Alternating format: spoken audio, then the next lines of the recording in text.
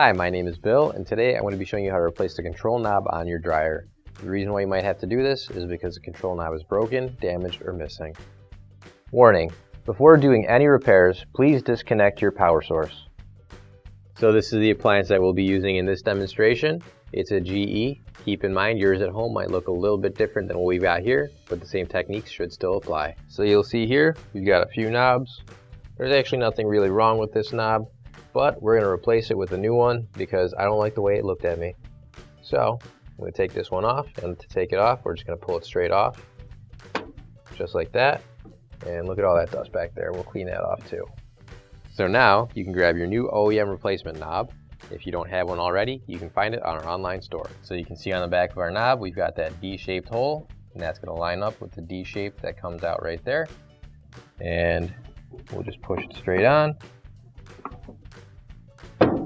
and test it out. Works good. So your repair is complete. So what do you call leftover aliens? Extraterrestrials. Aren't my jokes just out of this world? Finally, don't forget to plug in your appliance. If you need to replace any parts for your appliances, you can find an OEM replacement part on our website, PCApplianceRepair.com. Thanks for watching, and please don't forget to like, comment, and share our video. Also, don't forget to subscribe to our channel. Your support helps us make more videos just like these for you to watch for free.